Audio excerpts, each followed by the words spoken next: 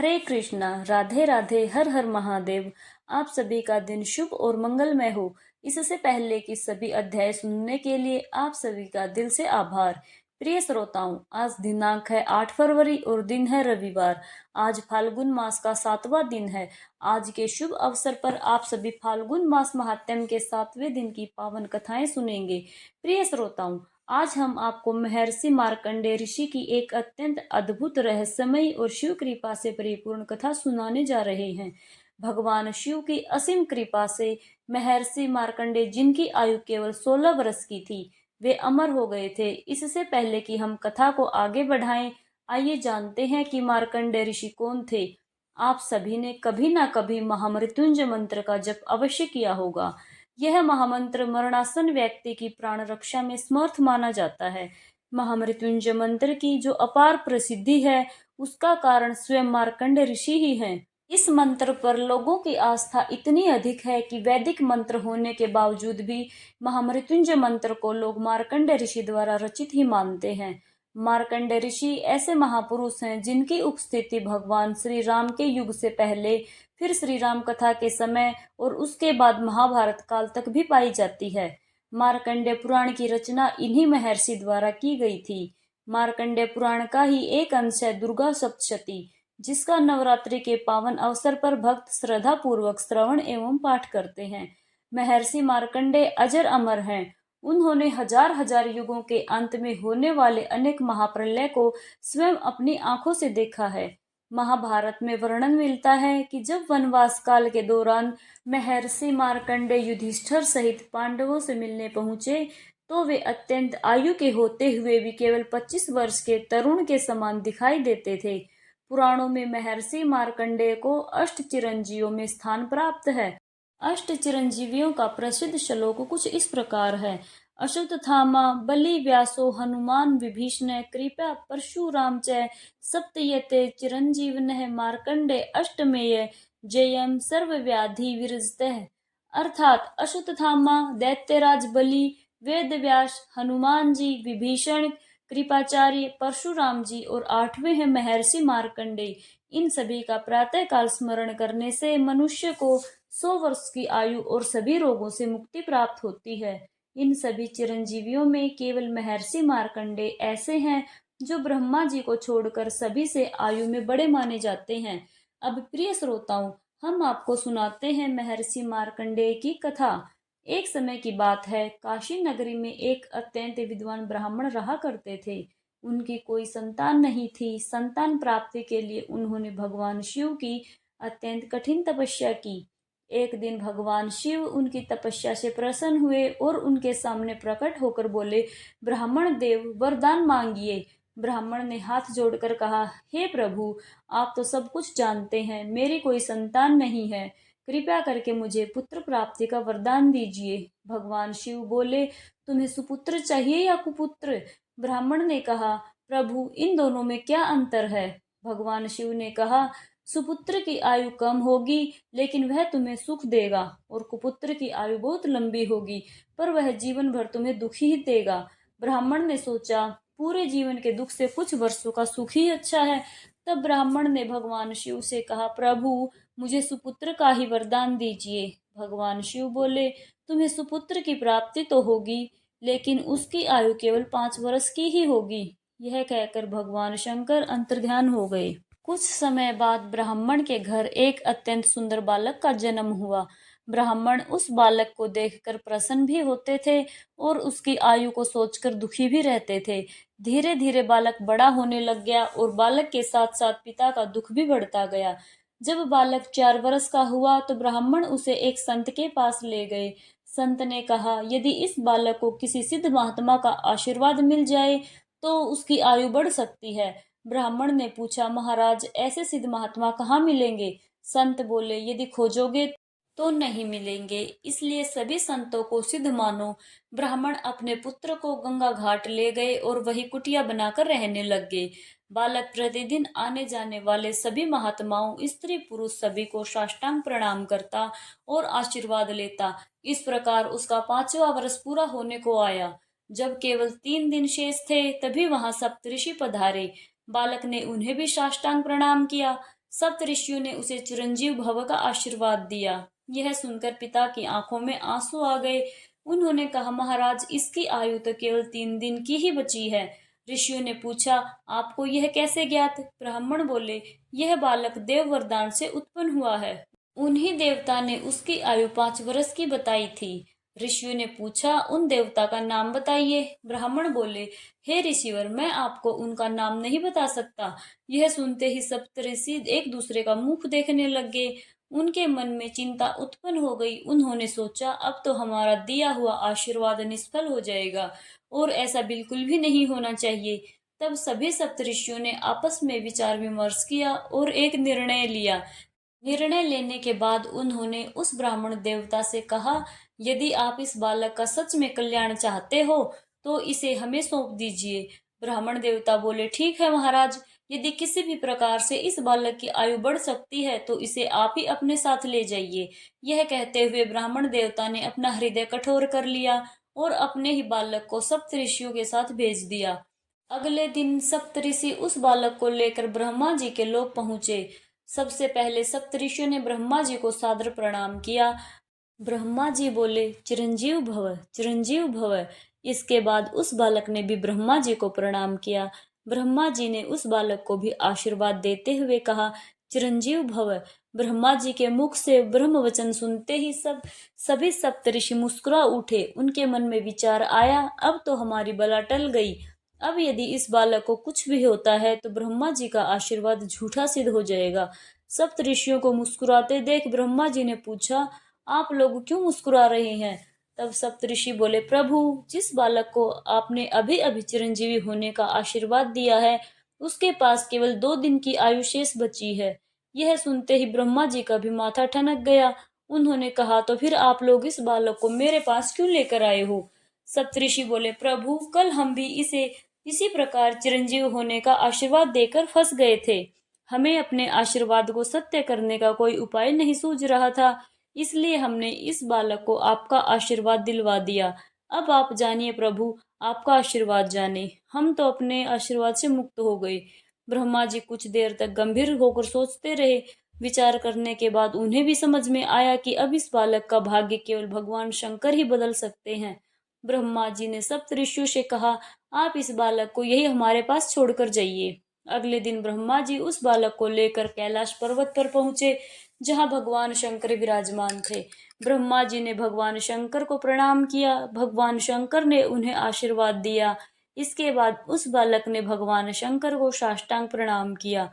यह देखकर भगवान शंकर अत्यंत प्रसन्न हो गए और उन्होंने उस बालक को भी चिरंजीव होने का आशीर्वाद दे दिया। यह दृश्य देखकर ब्रह्मा जी बहुत प्रसन्न हुए, क्योंकि अब यह भार भगवान भोले शंकर ने अपने ऊपर ले लिया था। जब भगवान शंकर ने ब्रह्मा जी को मुस्कुराते हुए देखा तो उन्होंने भी पूछा, ब्रह्मा जी, आप मुस्कुरा क्यों रहे हो? ब्रह्मा जी बोले, भगवान, इस बालक की आयु केवल 1 दिन शेष बची है और आपने इसे चिरंजीव होने का आशीर्वाद दे दिया है। भगवान शिव ने पूछा, यह किसका बालक है? ब्रह्मा जी बोले, प्रभु, यह काशी के एक ब्राह्मण का बालक है। यह सुनकर भगवान शिव भी मुस्कुरा दिए और बोले, यह तो हमारे ही वरदान से उत्पन्न बालक है। ब्रह्मा जी ने कहा, प्रभु, आपके वरदान से उत्पन्न यह बालक अब आपकी ही शरण में आ गया। अब आप ही इसकी रक्षा कीजिए। भगवान शिव बोले, ब्रह्मा जी, आप इस बालक को यही छोड़ दीजिए और अब अपने लोक को पधारिए। ब्रह्मा जी बालक को भगवान शिव के पास छोड़कर वहां से चले गए। भगवान शिव ने बालक से कहा, बेटा, तुम बिल्कुल मत डरना। यहाँ जो यह शिवलिंग है, इसके पास बैठकर ओम नमः शिवाय मंत्र का जाप करना और शिवलिंग पर बेलपत्र चढ़ाते रहना। बालक ने भगवान शिव की आज्ञा का पालन किया। वह लगातार ओम नमः शिवाय मंत्र का जाप करता रहा और धीरे धीरे ध्यान में लीन हो गया। जैसे उस बालक की आयु पूर्ण होने का समय आया, यमराज वहां प्रकट हुए और उन्होंने बालक को पकड़ लिया। इससे बालक का ध्यान भंग हो गया। वह भयभीत होकर शिवलिंग से लिपट गया और जोर जोर से ओम नमः शिवाय का जाप करने लग गया। यह दृश्य देखते ही भगवान शिव शिवलिंग से प्रकट हुए। उन्होंने त्रिशूल उठाया और यमराज की ओर झपटे। यमराज घबरा गए, हाथ जोड़कर बोले, प्रभु, यह आप क्या कर रहे हैं? मैं तो आपकी ही दी हुई आज्ञा का पालन कर रहा हूँ। आपने इस बालक की आयु 5 वर्ष निर्धारित की थी। और अब 5 वर्ष पूरे होने पर मैं इसके प्राण हरने आया हूँ।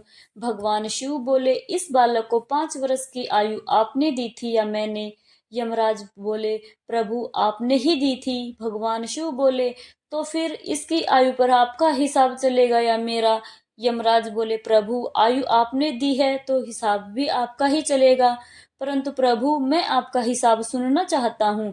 भगवान शिव बोले, तो सुनिए यमराज, कलयुग की अवधि 4,32,000 वर्ष होती है। द्वापर युग की अवधि 8,64,000 वर्ष होती है। त्रेता युग की अवधि 12,96,000 वर्ष होती है। सतयुग की अवधि 17,28,000 वर्ष होती है। इन चारों युगों को मिलाकर एक चतुर्युग होता है। ऐसे 71 चतुर्युग मिलाकर एक मनवंत्र बनाते हैं। ऐसे 14 मनवंत्र मिलाकर एक कल्प होता है। ब्रह्मा जी का एक दिन 2 कल्पों के बराबर होता है। ब्रह्मा जी की आयु 100 वर्ष की होती है और ब्रह्मा जी की ऐसी 10 आयु के बराबर मेरा एक दिन होता है। ऐसे दिनों वाले 12 महीने मिलाकर 1 वर्ष बनते हैं और ऐसे 5 वर्षों की आयु मैं इस बालक को प्रदान करता हूँ। भगवान शंकर के वचन सुनते ही यमराज ने हाथ जोड़ लिए और बोले, प्रभु जब आपके एक दिन में 10 ब्रह्मा जी बदल जाते हैं तो फिर मुझ जैसी यमराज की गिनती ही क्या। प्रभु यह बालक तो अमर हो गया। ऐसा कहकर यमराज जी वहां से अंतर्ध्यान हो गए। फिर वही बालक आगे चलकर मार्कंड ऋषि के नाम से प्रसिद्ध हुआ। मार्कंड ऋषि ऐसे महान ऋषि हैं जिनका कल्पों के अंत में होने वाले पलड़े में भी कभी नाश नहीं होता। मार्कंडेय ऋषि को यह अमृत का वरदान ऋषियों और संतों के आशीर्वाद के कारण ही प्राप्त हुआ था।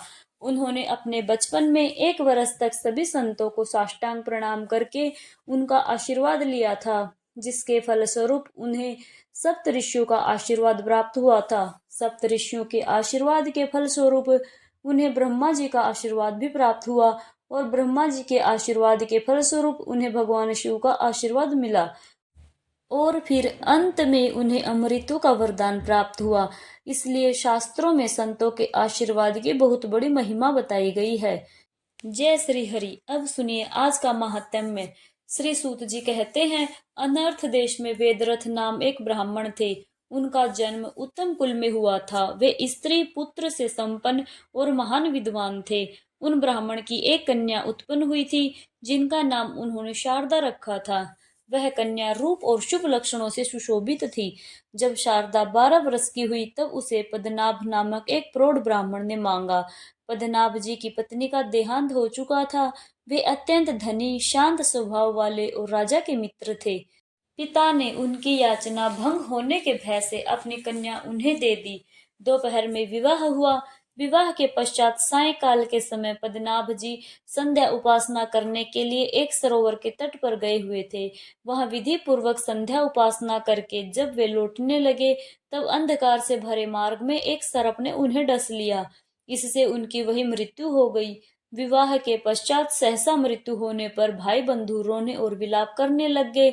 सास ससुर और नवविवाहित कन्या सभी गहरे शोक में डूब गए। भाई बंधुओं ने मृतक का दाह संस्कार किया और फिर अपने अपने घर लौट गए। अब विधवा शारदा अपने पिता के घर में ही रहने लगी। एक दिन नेदु नाम के एक अंधे मुनि अपने शिष्य का हाथ पकड़े हुए शारदा के घर पधारे। मुनि अत्यंत वृद्ध हो चुके थे। उस समय शारदा के भाई घर पे नहीं थे, इसलिए स्वयं शारदा ही उनके पास आई। शारदा ने विनम्र भाव से कहा, महाभाग्य, आप मुनिवर को मेरा नमस्कार है। आज्ञा दीजिए, मैं आपका कौन सा कार्य करूं? इतना कहकर शारदा ने बड़े भक्ति भाव से मुनि के चरण धोए, पंखा हिलाकर उन्हें शीतलता प्रदान की। थके मांदे मुनि को पीढ़े पर बैठाया, विधि पूर्वक स्नान कराया और जब वे देव पूजन करके सुख पूर्वक आसन पर बैठे तो उन्हें आदर पूर्वक उत्तम अन्न का भोजन करवाया। भोजन करके तृप्त होने पर मुनि अत्यंत प्रसन्न हुए। आनंद से परिपूर्ण होकर उस अंधे मुनि ने कन्या को आशीर्वाद दिया, भद्रे, तुम पति के साथ विहार करोगी, सब गुण संपन्न श्रेष्ठ पुत्र को प्राप्त करोगी और इस संसार में महान कीर्ति प्राप्त करोगी। मुनि के ऐसे वचनों को सुनकर शारदा अत्यंत विस्मित हो गई। उसने हाथ जोड़कर कहा, हे ब्राह्मण देव, आपका वचन सदैव सत्य होता है, कभी असत्य नहीं होता, परंतु मेरे लिए यह आशीर्वाद कैसे सफल होगा? मैं तो विधवा हूँ, फिर मैं इन आशीर्वादों की पात्र कैसे हो सकती हूँ? तब मुनि बोले, शुभे, मेरे अंधे होने के कारण मैं तुझे देख ना सका, और जो भी कुछ कह दिया अब उसे मैं अवश्य सिद्ध करूंगा। तुम केवल मेरी आज्ञा का पालन करो। यदि तुम उमा महेश्वर व्रत करोगी तो उसके प्रभाव से शीघ्र ही कल्याण की भागिनी बन जाओगी। शारदा ने कहा, हे ब्राह्मण, आपके बताए हुए इस दुर्लभ व्रत का मैं यत्न पूर्वक पालन करूंगी। कृपया इस व्रत का विधान विस्तार पूर्वक बताइए। तब मुनि कहने लगे, चैत्र अथवा मार्गशीर्ष मास के शुक्ल पक्ष के किसी शुभ दिन इस व्रत का प्रारंभ करना चाहिए। अष्टमी, चतुर्दशी, अमावस्या अथवा पूर्णिमा को विधि पूर्वक संकल्प लेकर प्रातः स्नान करें। देवताओं और पितरों का तर्पण करके घर आकर एक सुंदर मंडप बनाएं, जो चंदेवे आदि से सुसज्जित हो। मंडप को फूल, फल, पल्लव और बंधनवारों से सजाएं। मध्य में 5 प्रकार के रंगों से कमल का चिन्ह बनाएं। उसके मध्य भाग में धान्य अथवा चावल की राशि रखें। उसके ऊपर कुशा रखें और कुशा पर जल से भरा कलश स्थापित करें।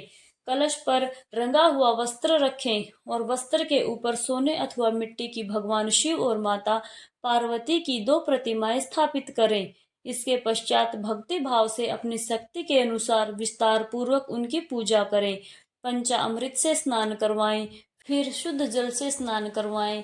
एकादश रुद्र मंत्र का जाप करें और ओम नमः शिवाय इस पंचाक्षर मंत्र से 108 बार अभिमंत्रित करें। फिर सिंहासन पर प्रतिमाएं पधराएं। स्वच्छ श्वेत वस्त्र धारण कर शुद्ध आसन पर बैठें, प्राणायाम करें और भगवान शिव के सम्मुख इस प्रकार संकल्प करें, मेरे सैकड़ों जन्मों में संचित सभी भयंकर पापों के नाश हेतु मैं शिव पूजन करती हूँ। सौभाग्य, विजय, आरोग्य, धर्म, ऐश्वर्य, स्वर्ग और मोक्ष की प्राप्ति हेतु मैं शिव पूजन करूंगी। फिर हृदय कमल में जगत माता पिता शिव पार्वती का ध्यान करें, मंत्रों का जाप करें। इसके बाद प्रतिमाओं में शिव पार्वती का आह्वान करें, आसन और अर्घ्य अर्पित करें। नमस्ते पार्वती नाथम त्रिलोक्यम वर्धनेशडम त्र्यंबके महादेव ग्रहण अर्घ नमोस्तुते। नमस्ते देव देवोषि परमनांतरे शुभे जगदम्बिके वरदायिनी अर्घ ग्रहण शिव प्रिय। इस प्रकार 3 बार कहकर मनुष्य एकाग्रचित होकर उन्हें अर्घ दे। फिर विधि पूर्वक गंध, पुष्प, अक्षत, धूप और दीप आदि उपचारों को चढ़ाए। इसके पश्चात खीर के साथ घी में तैयार किया हुआ नैवेद्य अर्पित करें। फिर मूल मंत्र द्वारा 108 बार हविष्य की आहुति दें। इसके बाद नग हटाकर धूप आरती करें और तांबुल अर्थात पान अर्पित करें। फिर मन को एकाग्र करके श्रद्धा भाव से नमस्कार करें। इस प्रकार विधि पूर्वक उपचारों से पूजा संपन्न करके ब्राह्मण दंपति को भोजन करवाएं। इसी प्रकार शाम की पूजा करके ब्राह्मण की अनुमति लेकर रात में मौन भाव से दूध में तैयार किया हुआ हवश्य भोजन करें। इस प्रकार विद्वान पुरुष 1 वर्ष तक दोनों पक्षों में अर्थात कृष्ण पक्ष और शुक्ल पक्ष में इस व्रत का नियम पूर्वक पालन करता रहे। 1 वर्ष पूर्ण होने पर इस व्रत का विधिवत उद्यापन करें। शत्र रुद्रिका का पाठ करते हुए दोनों प्रतिमाओं को जल से स्नान कराएं। अग्नि मूल मंत्रों से भगवान शिव और माता पार्वती जी की भली भांति पूजन करें। इसके बाद वस्त्र, स्वर्ण और प्रतिमा सहित कलश किसी सदाचारी आचार्य को प्रदान करें। ब्राह्मणों को भोजन करवाकर यथाशक्ति उनका स्वागत सत्कार करें और उन्हें गौ, स्वर्ण तथा वस्त्र आदि की दक्षिणा दें। इसके पश्चात ब्राह्मणों की आज्ञा लेकर अपने इष्ट मित्रों और बंधु बांधवों के साथ स्वयं भी भोजन करें। इस प्रकार जो मनुष्य भक्ति पूर्वक इस त्रिभुवन प्रसिद्ध व्रत का पालन करता है, वह अपनी 21 पीढ़ियों का उद्धार करता है। वह मनोवांछित भोगों का उपभोग करता है, इंद्र आदि लोकपालुक के दिव्य लोकों में रमण करता है और अंत में भगवान शिव को ही प्राप्त हो जाता है। हे सुबे, मेरे द्वारा बताए गए इस महाव्रत को तुम भी श्रद्धा पूर्वक अनुष्ठान से करो। इससे अत्यंत दुर्लभ मनोरथ भी सहज ही प्राप्त हो जाता है। मुनीश्वर के इस प्रकार आदेश देने पर शारदा ने विश्वास पूर्वक उनके वचनों को ग्रहण किया। इसके बाद उसके पिता, माता और भाई बाहर से घर में आ गए। उन्होंने देखा कि मुनि भोजन करके सुखपूर्वक बैठे हुए हैं। यह देखकर सभी लोग सहसा आकर उन महात्मा के चरणों में प्रणाम करने लगे और श्रद्धा पूर्वक उनका पूजन किया। साध्वी शारदा ने भी उस श्रेष्ठ मुनि का विधि पूर्वक पूजन किया। मुनि ने उस पर अनुग्रह करते हुए व्रत का उपदेश दिया। यह सब सुनकर उसके भाई बंधुओं को अत्यंत प्रसन्नता हुई। वह हाथ जोड़कर विनम्र भाव से कहने लगे, मुनि, आज आपके आगमन मात्र से हम लोग धन्य हो गए हैं। हमारा समस्त कुल पवित्र हो गया है और यह घर भी सार्थक हो गया है। उन्होंने आगे कहा, आप हमारे घर के पास ही निवास करें। यह जो घर का मठ है वह स्नान और पूजा के लिए अत्यंत उपयोगी है, इसलिए आप यही निवास करें। इस प्रकार प्रार्थना किए जाने पर उन मुनि श्रेष्ठ ने बहुत अच्छा कहकर ब्राह्मण के उत्तम मठ में निवास करना स्वीकार किया। इस प्रकार मुनि के सानिध्य में नियम पूर्वक मन लगाकर उस महाव्रत का पालन करती हुई शारदा का 1 वर्ष पूर्ण हो गया। वर्ष पूरा होने पर उसने अपने पिता के घर में ब्राह्मण भोजन सहित विधि पूर्वक व्रत का उद्यापन किया। ब्राह्मणों को यथा योग्य दक्षिणा देकर उसने प्रणाम पूर्वक उन्हें विदा किया। माता पिता ने उसके इस पुण्य कार्य की भूरी भूरी प्रशंसा की। उस दिन भी शारदा ने उपवास रखकर नियम पालन किया और महात्मा के बताए हुए उत्तम व्रत का जाप करती रही।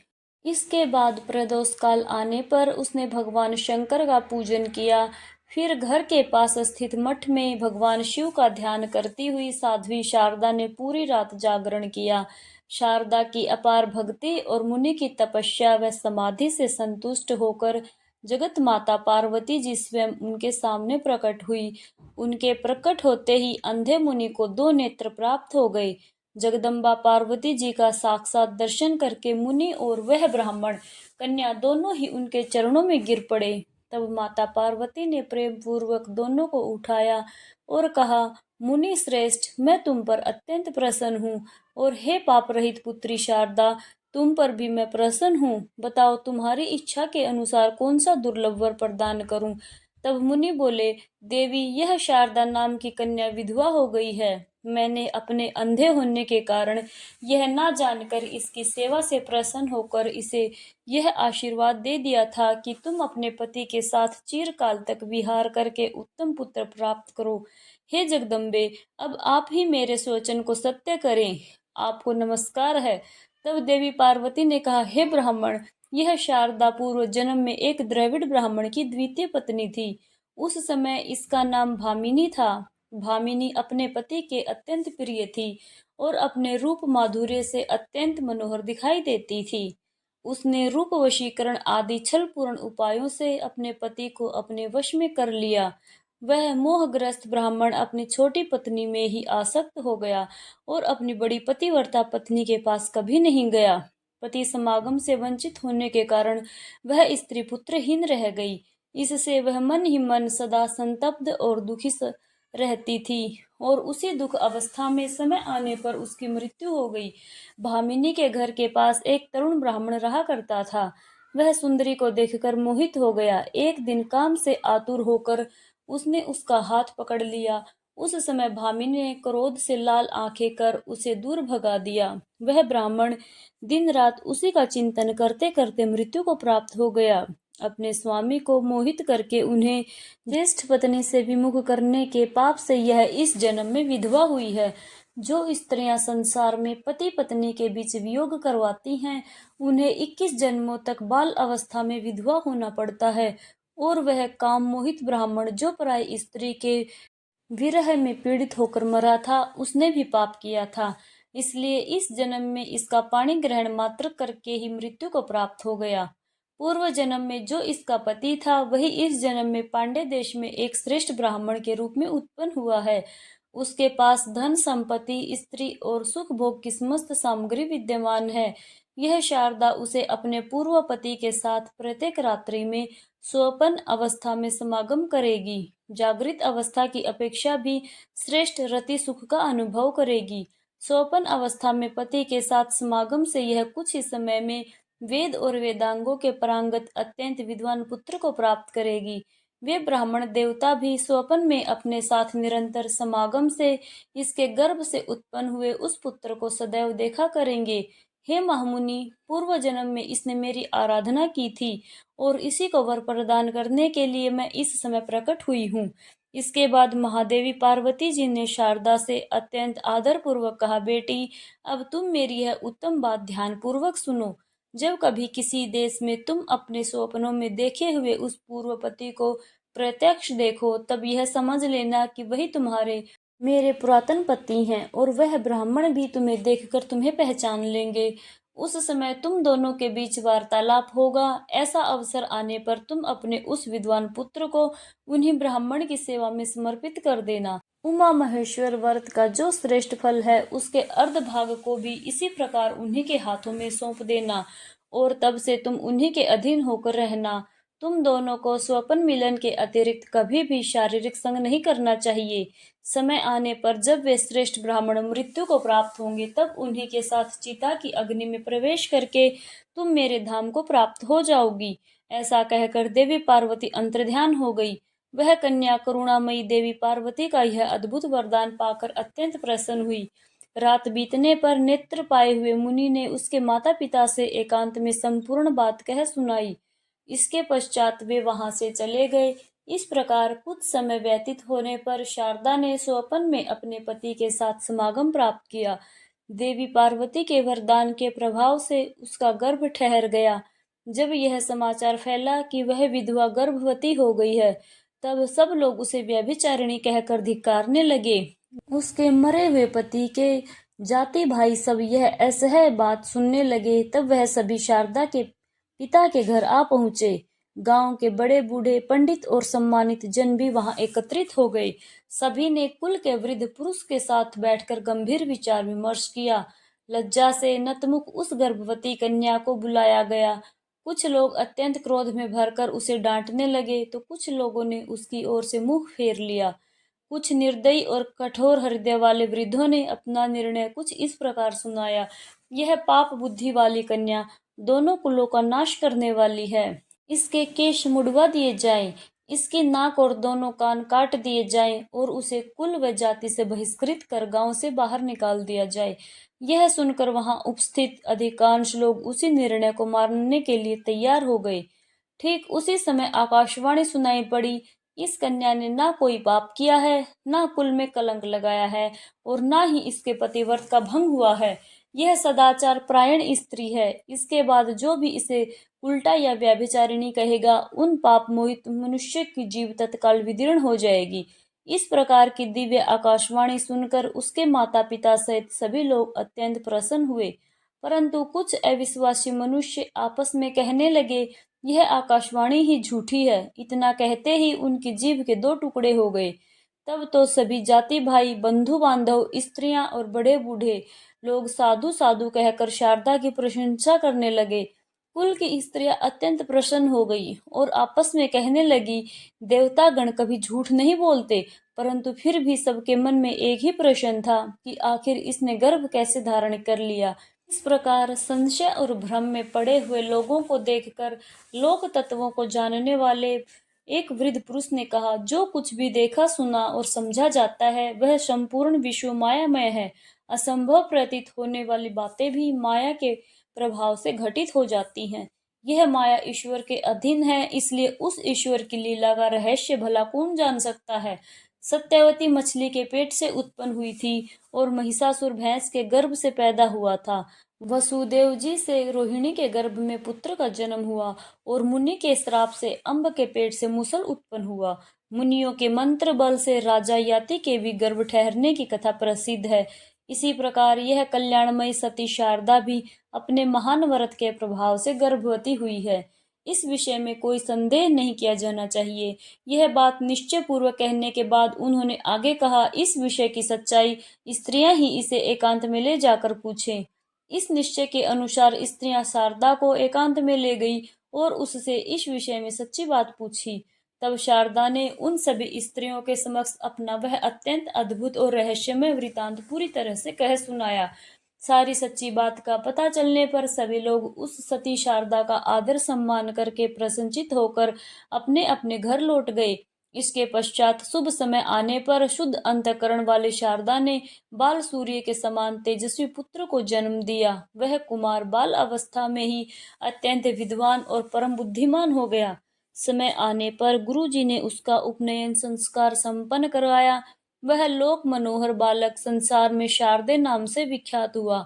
उसने 8वें वर्ष की आयु में ऋग्वेद, 9वें वर्ष में यजुर्वेद और 10वें वर्ष में सामवेद को लीला पूर्वक पूर्ण रूप से पढ़ लिया। इसके पश्चात जब त्रिलोक पूजित शिव पर्व का पावन अवसर प्राप्त हुआ, तब सभी देशों के निवासी मनुष्य गोकर्ण तीर्थ की ओर प्रस्थान करने लगे। सती शारदा भी अपने पुत्र के साथ गोकर्ण तीर्थ गई। वहां उसने अपने पूर्व जन्म के पति को, जिनके दर्शन वह स्वप्न में सदैव किया करती थी, प्रत्येक रूप में आया हुआ देखा। वह ब्राह्मण अनेक ब्राह्मण बंधुओं से घिरे हुए थे। उन्हें देखते ही शारदा प्रेम से भर उठी। वह उन्हीं की ओर दृष्टि लगाए एकटक खड़ी रह गई। उधर वह ब्राह्मण भी उस स्त्री को देखकर, जिसे वे स्वप्न में सदैव भोगते आए थे, जिसके लक्षण व रूप उन्हें भली भांति परिचित प्रतीत हुए, अत्यंत आश्चर्य में पड़ गए। उन्होंने उस स्त्री को पहचाना और साथ ही उस कुमार को भी देखा, जिसे वे स्वप्न में अपने ही से उत्पन्न हुआ देखने चले आए थे। यह सब देखकर वह अत्यंत विस्मृत हो उठे। तत्पश्चात वह ब्राह्मण उसके समीप आए और इस प्रकार बोले, कल्याणी, तुम कौन हो?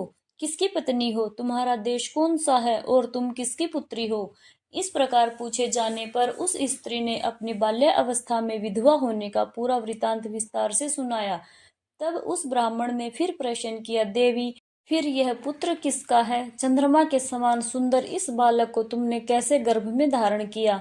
यह सुनकर शारदा बोली, स्वामी, यह सब विद्या में विशारद मेरा ही पुत्र है। यह मेरे ही नाम से प्रसिद्ध है, इसलिए लोग इसे शारदे कहते हैं। उसकी यह बात सुनकर श्रेष्ठ ब्राह्मण मुस्कुराते हुए बोले, देवी, तुम्हारा पति तो विवाह के तुरंत बाद ही देह त्याग गया था। फिर इस पुत्र का जन्म कैसे हुआ? इसका कारण बताओ। तब शारदा बोली, महामते, परिहास से कोई लाभ नहीं। आप मुझे जानते हैं और मैं आपको जानती हूँ। इस विषय में हम दोनों के ही मन में इस बात के प्रमाण हैं। इतना कहकर शारदा ने देवी द्वारा दिए गए वरदान, तपस्या और व्रत की सारी बातें विस्तार से बता दी। साथ ही अपने व्रत के आधे भाग को वृत्तधारी कुमार शारदे को सौंप दिया। यह सुनकर वह ब्राह्मण देवता अत्यंत प्रसन्न हुए। उन्होंने उस कुमार को हृदय से लगा लिया और शारदा के माता पिता की आज्ञा लेकर शारदा तथा उस बालक को अपने घर ले गए। ब्राह्मण के घर में शारदा ने कई मास व्यतीत किए। जब उस ब्राह्मण की मृत्यु हुई, तो शारदा ने उन्हीं के साथ चिता की अग्नि में प्रवेश करके उनका अनुसरण किया। इसके पश्चात वह दोनों दिव्य दंपति बनकर दिव्य विमान पर आरूढ़ हुए और भगवान शिव के लोक को प्रस्थान कर गए। इस प्रकार मैंने यह पवित्र उपाख्यान सुनाया है, जो पढ़ने और सुनने वालों को भोग और मोक्ष दोनों प्रदान करने वाला है। प्रतिदिन भगवत संबंधी उत्तम कथा के श्रवण से मनुष्य परम गति को प्राप्त करता है। पुण्य क्षेत्र में निवास करने से चित्त शुद्ध होता है और उत्तम कथा के सुनने से मनुष्य जिस प्रकार उत्तम गति को प्राप्त करता है, वैसी गति अन्य किसी उत्तम व्रत से भी प्राप्त नहीं होती। अन्य व्रतों से बुद्धि वैसी निर्मल नहीं होती। जैसे बार बार शोधन करने से दर्पण निर्मल हो जाता है, वैसे ही सत कथा के श्रवण से मन अधिक शुद्ध होता चला जाता है। जब मन शुद्ध हो जाता है, तब मनुष्य के द्वारा भगवान शिव का ध्यान सहज रूप से सिद्ध हो जाता है। ध्यान के द्वारा पुण्य आत्मा पुरुष मन, वाणी और शरीर से संचित समस्त पाप राशि को धो देता है और भगवान शिव के परम पद को प्राप्त करता है। इसलिए जिन्होंने अपना संपूर्ण पुण्य भगवान शिव के चरणों में समर्पित कर दिया है, उनके लिए भगवान शिव की उत्तम कथा का श्रवण और कीर्तन ही सर्वोत्तम साधन है। क्योंकि कथा से ध्यान सिद्ध होता है और ध्यान से कैवल्य की प्राप्ति होती है। मुनिवर, आप लोग बड़े ही सौभाग्यशाली हैं। आपका जीवन धन्य और सफल है, क्योंकि आप सदा भगवान शिव की उत्तम कथा अमृत रस का पान करते रहते हैं। इस जीव जगत में वास्तव में उन्हीं का जन्म सफल है, जिनका मन सदा भगवान विश्वनाथ का ध्यान करता है, जिनकी वाणी उनके गुणों का गान करती है और जिनके दोनों कान सदैव उनकी कथाओं का श्रवण करते हैं। ऐसे ही लोग इस संसार सागर को पार कर पाते हैं, जो अनेक प्रकार के गुण भेदों से परे हैं, जिनके स्वरूप को कोई स्पर्श नहीं कर सकता, जो अपनी महिमा से जगत के भीतर और बाहर सर्वत्र एक समान व्याप्त हैं, जो अपने ही प्रकाश में विहार करते हैं, जो मन तथा वाणी की वृत्तियों से बहुत दूर हैं। मैं उन अनंत आनंद घन स्वरूप परम शिव की शरण में जाता हूँ। जय भोलेनाथ। हर हर महादेव। श्री शिवाय नमस्तुभ्यम। आज के अध्याय में बस इतना ही। इसके आगे की कथा आप सभी आने वाले अध्याय में सुनिएगा।